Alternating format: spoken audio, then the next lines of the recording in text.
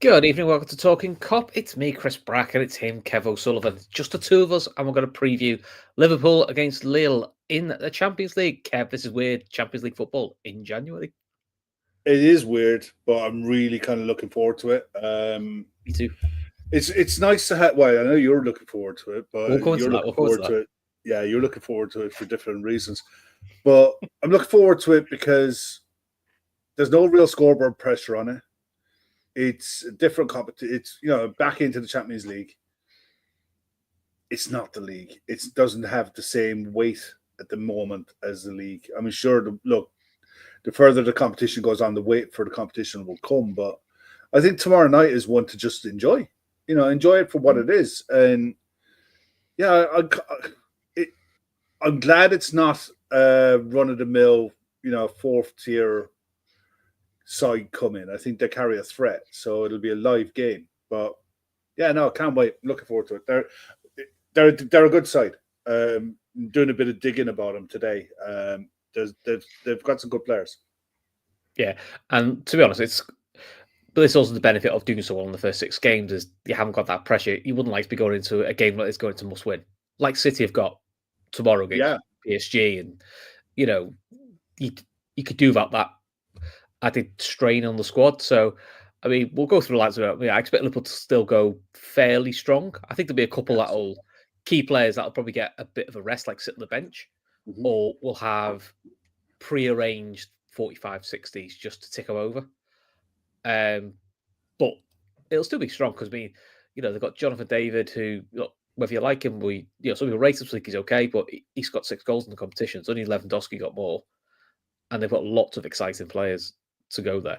And Lille's a bit of conveyor belt anyway. I think last time we played them, Eden Hazard was just breaking in. And I think literally he played against Liverpool in Europa League, and the following year he went to Chelsea. Yeah, there was an awful lot of hype about him at the time. But look, the French league is that. Before the PSG era, the French league was always a feeder league, for clubs looking to sell big, develop players, sell big, and use that money to find more talents, improve academies. And the league itself was competitive without being strong, but at least the league was competitive, unlike what they have today. They've turned into a one-man Scottish league, and that's not good for anyone. But at the same time, it is a case of you take a side like Lille lightly, and they'll punish you. And looking at the results here, they've got this season in the Champions League. And first game out, they're away and they lose 2-0 at Sporting Lisbon with they got a red card in the game.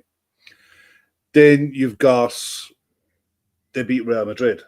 But remember back when they beat Real Madrid, Madrid were all over the show at the start of the season. They were just like a shadow of what they're accustomed to. But then Lille go and back it up, and they go away to Atletico Madrid and turn them over 3-1. And everyone is like, oh, yeah, what's going on in Lille? They go to Juventus go there and get a draw. Then they go and beat Bologna 2-1, and they beat Sturm Graz 3-2. So, for me, I think the bigger sides, the traditional, get into the last 4 Champions League sides, they've taken Lille lightly. They've assumed that they'll turn up and get a result because they're from the French league and they're not PSG. And yeah, they got a couple of good players, but every side has good players, and we'll just turn over and beat them. And they just didn't roll over for anyone. They're you take them lightly at your peril side. Plus, they've gone on a really good run in the league at the moment, and it's kind of like any side, even if you see it in the FA Cup a lot with sides who are flying at the top of the championship coming up against a mid-table Premier League side who are struggling for form, clearly got better players, but not used to winning, coming up against a side who are used to getting results, used to grinding out wins. That confidence in itself is worth its weight in gold when it comes to cup competitions, especially when you've got a squad full of players, side that they're going to put out tomorrow night, who in large parts, a lot of them are in the shop window. And they know that the January window is still open. They know the summer window's coming. Jonathan David knows that he's a free agent at the end of the summer and he's going to want to get the best move possible. What better place to go and show your talents is you go to Anfield and help your side get a win against the best side in Europe, according to Thomas Frank. And you go and stamp your authority on the game, and sides are suddenly taking a lot more notice of you because you've not just done it now in the French league, you've backed it up in the Champions League, and your wages tend to go up on the back of stuff like this. So it's a risky one. Plus, I think I don't know about you, what you took away from the press conference today. I mean, how did you find it? I watched it and I was like, interesting. It wasn't what I was expecting. Yeah, he was quite. I'm trying to remember. I did watch him. He was quite relaxed. The Jota stuff was interesting when he said it's weeks, not months, same as Gomez. Expects him back before Gomez. And everyone sort of expected Gomez back first or second week in February. So yeah. So it, weeks or months, depending on your definition, you could go 3 weeks up to 7 weeks. Because beyond that, then the definition then is months. But it sounds to me like it's a niggle. It's one of those niggly things.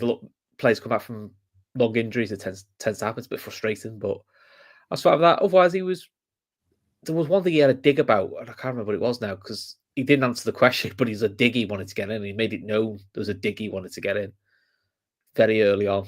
Someone in the chat will correct me there. I was impressed with Ibu's press conference.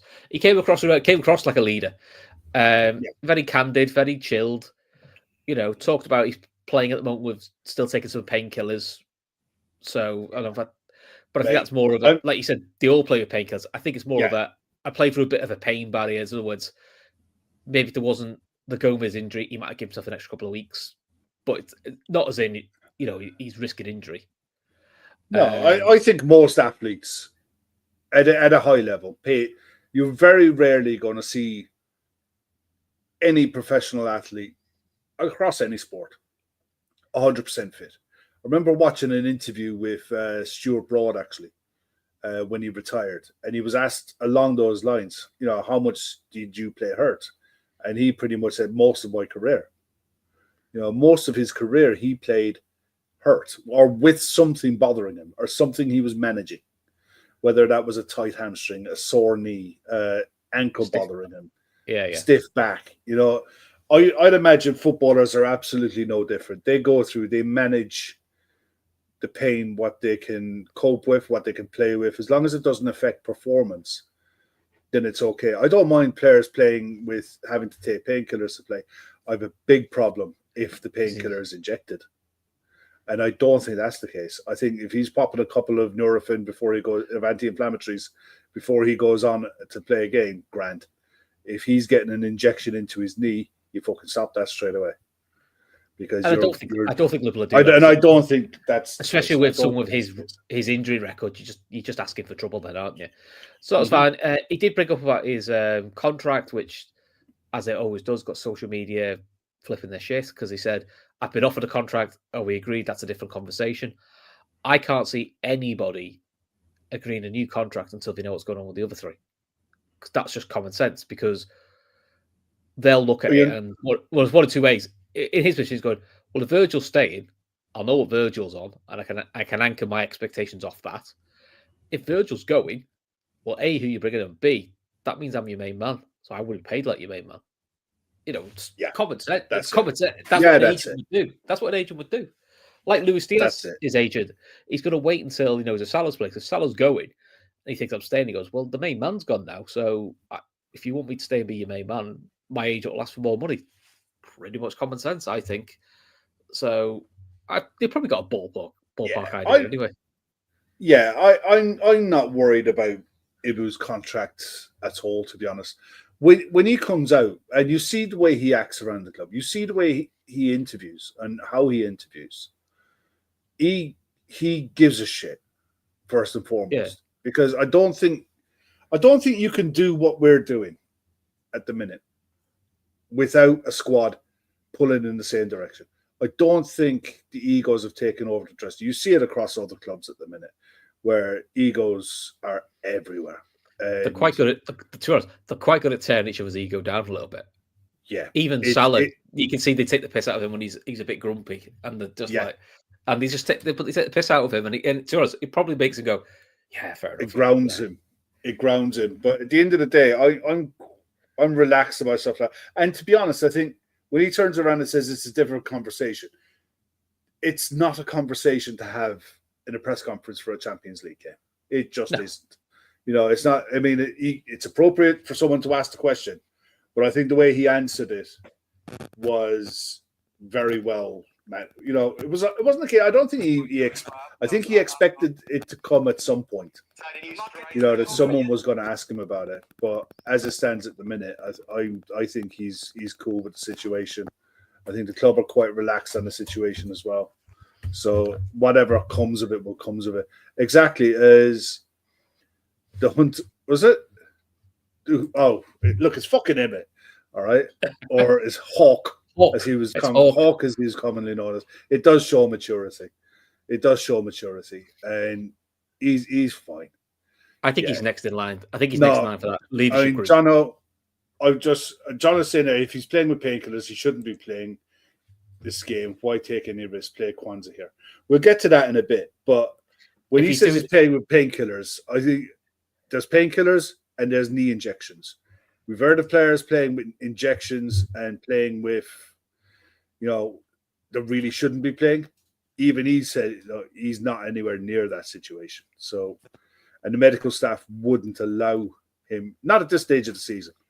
So we'll know a lot more tomorrow night about the state of Ibu Konate's knee by the lineup. But I don't think it's anywhere near as bad as what some online are trying to make out. I think it's quite common for players to play with managing pain. Ashley's getting her own back in the chat here. Be professional, Chris. Look at the screen because I was looking down. Outrageous. Yeah, you were. If you were watching the Chelsea game while I was talking and you weren't paying attention. No, I was actually trying to find that quote from Slot that I was trying to. Yeah, look, you said to me no fighting and none of that, and be on my best behavior. And here I am being on my best behavior, chatting away, reading the chat, and what have you. I said you be on your best behavior. I said nothing about me. No point was that a conversation. Tonight, so you be on your best behavior. She's not here to be the referee tonight, so we're okay. But look, I mean, before today, I'd have said, "Oh, Ibu doesn't." I think you would have a bit of a comment. Who'd you figure? I said, "Oh, Ibu will get a rest." The fact he's done the press went, "Okay, if Ibu's playing then," because the rule would have had him playing anyway. I thought he might have been the one that got a little bit of a breather, only because he's just back from an injury. But like I said, they must know how he is. Yeah, I mean, look, we'll chat about the lineups in a bit. But one thing I don't know if anyone has watched it. I watched the highlights of their game against Nice at the weekend. They were home to Nice. They won it 2-1. They came from a goal down to win it. I think their keeper is decent. I think he's got a bit of a flair for the dramatic when he's making dives and stuff. Chevalier is his name. Yeah, I was listening to Anfield Rap, and it was Dan Austin in Anfield Rap said it wouldn't surprise him if that's the next cap off the rack for City when Ederson goes. Yeah, he's got that kind of look about him. He likes to play with the ball at his feet. Ibu mentioned him as, he'd just come into the French squad. I noticed him the very start of the highlights package, the very start of the first half.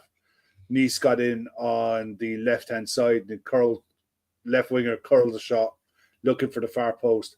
And it was like a swan dive camera save that any proud goalkeeper would be delighted to have in the CV, But more often than not, his shot stopping was good. I didn't think his command of his box from set pieces was very good. I don't think he's the tallest. I'd say just on looking at him without looking it up, I'd say he might be 6'1", 6 foot 6'1".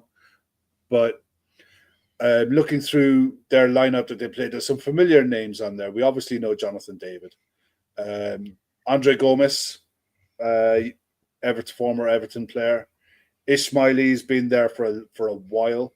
Diakate, I think he might have been at Forest, if it's the same one. And the other one that is a name there is Thomas Meunier. Thomas Meunier was at Dortmund for a good few years. Very good right wing back and capable of playing right centre back as well when he was at Dortmund. I don't think he's the quickest, but they're a good side without being excellent anywhere.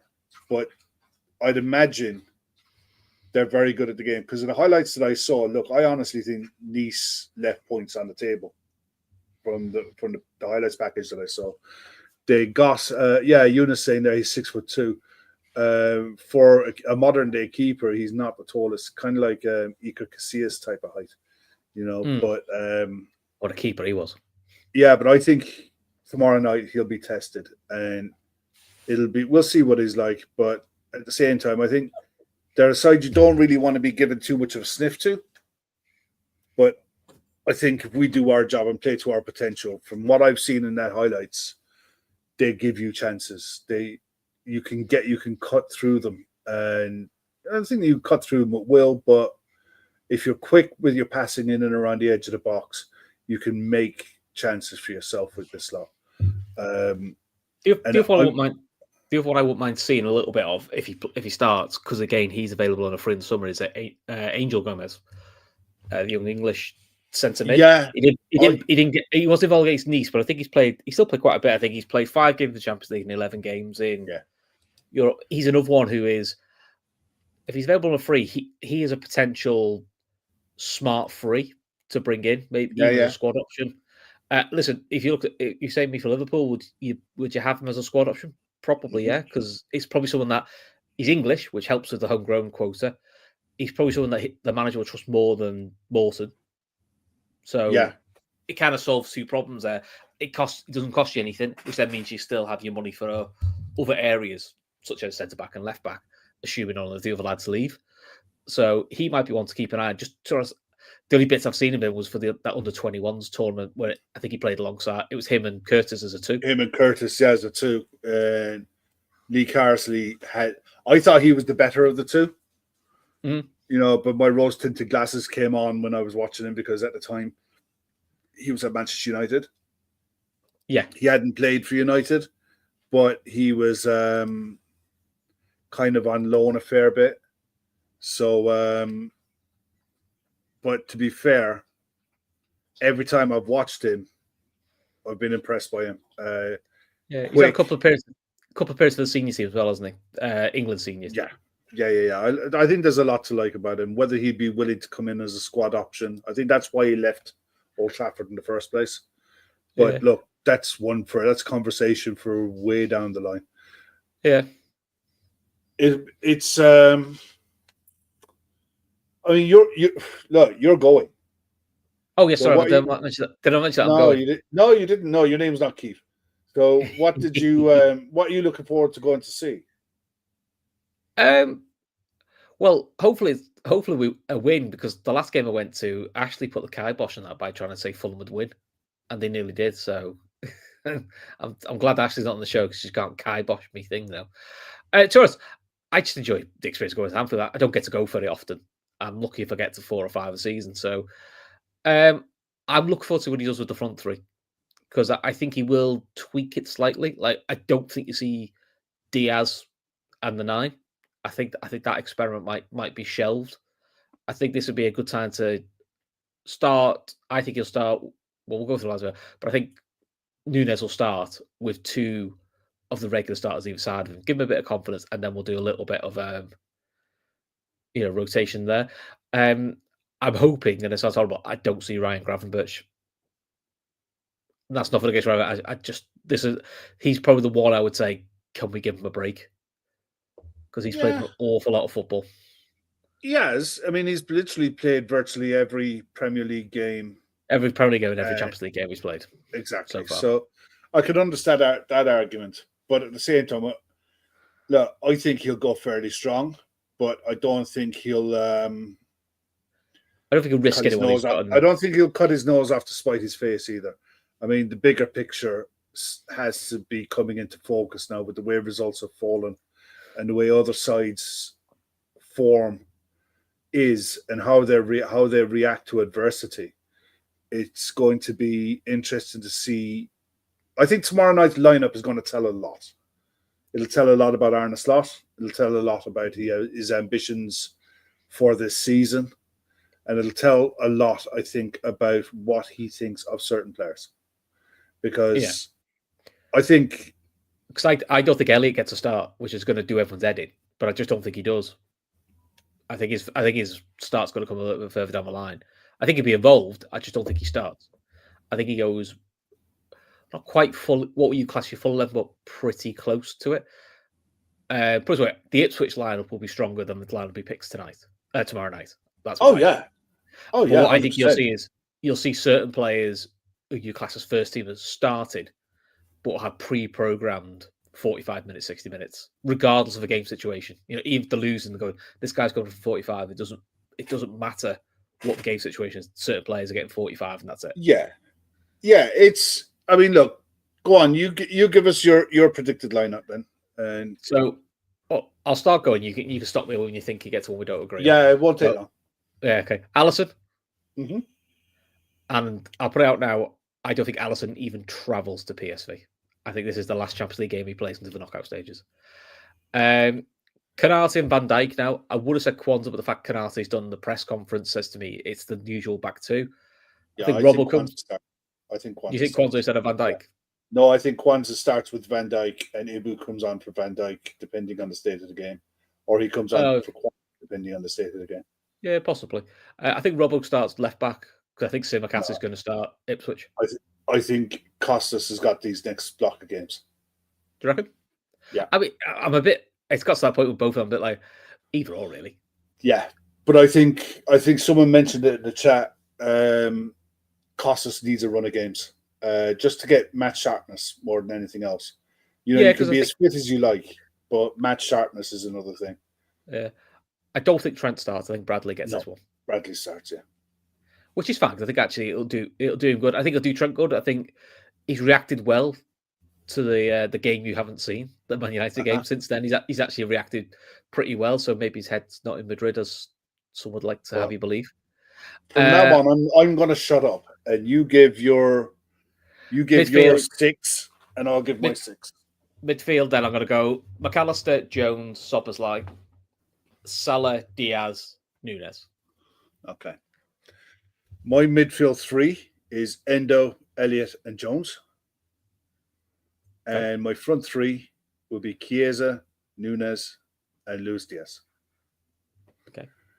Purely and simply, if you're not going to give these guys minutes at home, in a game where results don't matter, where it's all about the performance, then you're going to come a time when you're going to need them and they're going to be cold. I cannot think of a better situation where you look to get minutes into players' legs who desperately need them with very little on the game. Because I have a feeling that when it comes to Arne Slot going back to Holland and going to PSV, he's going to want a point to prove. I think the bench will be the strongest bench that we could possibly have for the just-in-case break last moment. Because there's definitely a case Chiesa at best might get an hour. I think an hour for Chiesa will do him the world of good. I think it'll do him good for him to be able to turn around and say, okay, I've got 60 minutes in my legs. I've recovered and I haven't got any physical problem after recovery. We don't have Jota. We have to find out about him. I think Salah does 45 and Chiesa comes on second half and does the other 45. That's what I think he's going to do. Because the way he described his attack is that, so we'll have four starters, of which Darwin is one. He goes, and the other one is Chiesa, who at the moment isn't a starter. He said, because he said he's finding his fitness, and he goes, and some of that's on me because I've not been able to find him minutes. Yeah. But the way he phrased him, you're not going to get a better chance. But the way he phrased it, I've got four starters in Chiesa. It says to me, Chiesa is going to be a bench player for these two. Start Plymouth and start PSV. I think PSV, he literally will throw anybody in who has not got minutes. Look, this is what I think. What I want to happen, by the way. What I think Arne Slot could do. What do you think he'll do? What do you think he'll do? What do I think he'll do? I think he'll go with Alisson. I think he'll go with Bradley. I think he'll go with Konate, Virgil, Costas. I think he'll go with Jones, McAllister, and Szoboszlai. I think he'll go with Salah, Darwin, and Diaz. That's what I think he'll do. Whether we agree with it or not, I think he'll go. I think he'll go that strong. Yeah, and I just don't agree with it. But also, if they win tomorrow, or at least get a draw, it guarantees top two, doesn't it? Pretty much, and that's the only thing that does have a bit of a bearing, isn't it? The way they did the seeding thing. I think we need a point. It's if you finish first, you get the second leg at home in the first qualifying, or the first first qualifying. Sorry, yeah, I think second gets a second. I think that's the benefit of being first. Second is you get second leg at home.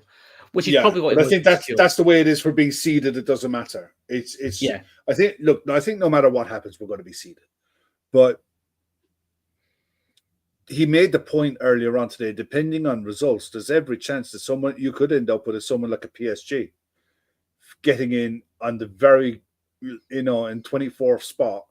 Go through the playoffs, and you could end up playing PSG in the round of 16. It'd just be our luck that we finish top of the group and get Real Madrid or something like that. You'd be like, get a fucking monster side, And the thing is, it's brand new. We don't know. The only thing we can do, win our games, give us the best chance. And I think winning's a habit as well. But I cannot think of a better game between now and the end of this season where you're going to get a chance in 2 fixtures to turn around to a side that I named. Say, okay, you got this one. And you got the next one, barring injuries, to show us what you can do.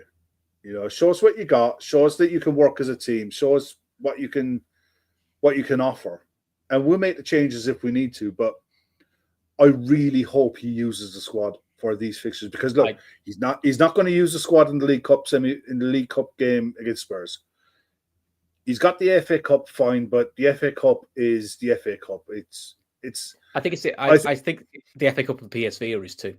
I think he made the point in the win against Accrington Stanley in his press conference at the end. He made the point to say, "Yeah, Chiesa scored against them, but it's Accrington Stanley. They're in the 4th division. What do you expect?" It was literally, you've done really well, but it's a good kick in the nuts for the guy as well. It's like there's levels to this shit. He does like to call his players though. He goes, yeah, well, he's got a couple now, which is doesn't good, But I'm sure you talk about Mo sucks. He's not scored in 3. He does like to do the little carrot of which why I think Mo starts. Also, I think Mo Salah tells Slot, "You're not dropping me, whether we like it or not." I think Salah's dictating. I mean, look, the thing is, we're going to need to know about Federico Chiesa. I was listening last night and Shawnee was talking about him and Shawnee was waxing lyrical about him, and rightly so. He is a 70 to 80 million pound player. If he's fit. 3 years ago. 3 years ago, he's a 70, 80 million pound player then, in that market.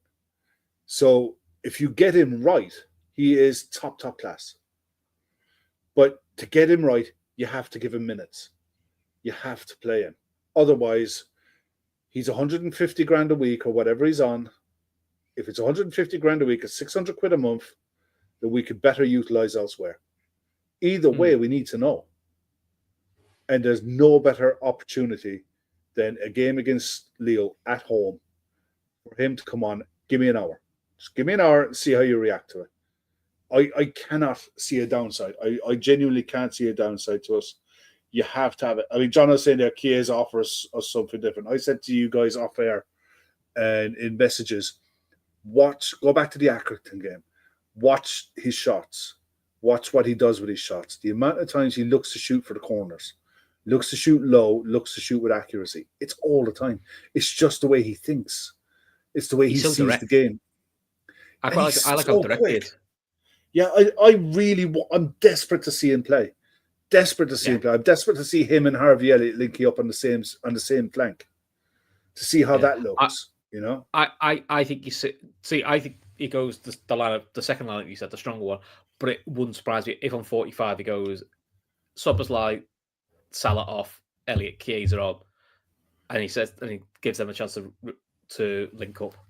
We'll see. I mean, the only chance we have with Chiesa, Elliot, and McAllister on the same side is it's the height you lose more for set pieces, which I think is a fear they have. It doesn't make a fucking difference to us lately, does it? No, actually, defensive corners are doing quite well, but that's because we've got a lot of big lads. Yeah, hang on. So, 1 minute. I've got to close this damn door. I let the dog out, and I can't reach the door to close the door. It is Baltic here tonight. Hang on a sec. Oh, yeah. Sounds like first world problems, aren't it? This sort of content you pay for, isn't it? He's not listening. That's good. So, anyway, Ashley's right. Ashley's right. Our set pieces suck anyway. I meant more defensively, but yeah, our set pieces. Oh, that's what I'd like to see, Kev. Yeah. A goal from a corner for us. That'd be lovely. I'd like to see a well-worked corner. Honestly, a short corner routine that's well worked with a good delivery. If it's going for a corner, I might be in town. I was there when Liverpool scored from a corner. It was amazing. Never happened again. Yeah. I mean, look, I think we win it. I think we win it 3-1. I think they are going to be tidy on the break. Yeah. I think Jonathan David does have a knack of scoring in this competition, but I think he's got a knack of scoring in this competition because of the lack of respect that some of the bigger sides have shown to the likes of Lille, where they overcommit and they can get caught on the break. They've got a young winger as well. I'm trying to get him. Plays on the left. He was talking about the Anfield up, saying he's loads of pace, loads of tricks, but he's not a big fan of passing. He's very much individualistic, which is very mercurial. That's the word. It'll be his name is gone from me, but the bits he came on as a sub in the Nice game, and it'll be a good test for Conor Bradley, because I don't think he'll play 90 minutes, but he'll keep Conor Bradley honest, and that's not a bad thing, I mean, it is a different type of opposition that he's used to playing. It's a good experience for him as well. To come in a game like this, see how he goes, see how he gets on, because he's another one that he needs to continue to develop. And it's like a lot of players in the squad. We kind of know what we're getting with him, but in fairness, I don't think he's played a volume of football recently. Because since Trent's come back from injury, bar one or two performances, he's looked pretty good. So it's a good opportunity for Conor Bradley to get out and remind everyone what he's got. Yeah, I think so. So, right, so who's your goal scorers, and then I'll just give mine after the admin. I think if Chiesa starts, he scores. I think Darwin scores. And do you know what? It wouldn't surprise me if Harvey Elliott scored. Mainly because of the type of goals or the type of opportunities that Nice missed the other night. Was a lot of 1-2s around the edge of the box where a second man run could make a big difference. I think someone like Harvey Elliott or Curtis Jones making those type of runs could be really lively. But to be honest, I'd be quite happy if Mo Salah sat on the bench tomorrow night with his feet up and with a round of applause at the end of the game for a job well done for the guys who idolise him. Well, if you believe Troy Deeney, he wasn't happy and he fucked off down the tunnel straight after the game. So he says, and that Troy Deeney's come out and said there's a problem there with Mo Salah. Troy Deeney, that average footballer, played for Watford. Never fucking heard of him. Yeah, well, he clearly has got an agenda with Salah and he wants to get his attention. He said as soon as Liverpool won the game, Salah went straight down the tunnel. I was like, did he? Because I've just watched Inside Anfield and you can see within the game clapping and shaking hands with everyone. So they're like, clickbait merchant. Honestly, I've got no interest. People like ex-footballers like him, right? Ex-footballers like him, and he's not the only one. There's a fair few out there. They're looking for a niche. They're looking for a market for themselves, and they think that because they're in the game or they've been in the game recently, that they know shit. They know jack shit. All right, and what he knows about winning anything is a sweet sum of nothing. I'm being very careful because I know there are some people who play this in the car on the way to take the kids to school, and I'm being very, very good. But if you know what I'm like, you know what I really think. Yeah, he loves him really. So Don't forget our charity partners, which is the Lighthouse Cafe in Dublin and Fan Supporting Food Banks in Liverpool. Aim is to get to €10,000, 5,000 for each charity. Link is in the description below. So if you can give, please give. If you can't, just share it around WhatsApp groups, social media. Let's get the target up as quick as we can.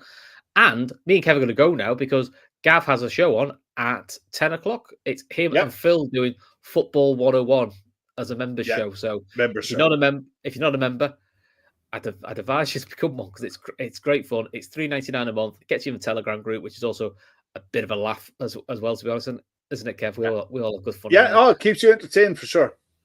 But and also, you will be getting a lot of shows. It's the price of a cup of coffee a month. It helps us keep the content going, and is look, you get a decent deal out of it. And to be honest, I pay for it. All right, so I think most of the people who are on here pay for it as well. Plus there's a load more members that are involved, and the shows are a really good laugh. Plus, I really, really want to see what Phil puts in Room 101. Oh, because it could be wild. This could be, and he's going to upset people, which is always good fun. Yeah, because he loves. If you thought Shawnee was entertaining, this 10 o'clock tonight, I think you'll just want to be there. But look, there's some other games tomorrow night as well. Can I do my prediction? Yeah, go on. Take it over. I'll see you at my score. I'll say 4-1. I'll go Salah, Nunes, Chiesa, and Canati from a corner. Fair show. There we go. But right, I was just literally going to say there is some other games on tomorrow night. Atletico Madrid against Bayer Leverkusen will be interesting. Ooh. Benfica, Barcelona could be tasty. Bologna, Dortmund, another one. Just interesting to keep an eye on. He's under pressure, isn't he, as well? Nuri Sahin is under pressure. So because Ten Hag is waiting in the wings to take over. Hey, wouldn't it be ironic if Ten Hag went into Dortmund, turned Dortmund around, and done a good job? Wouldn't surprise me. He was a good coach before he went to where he went to.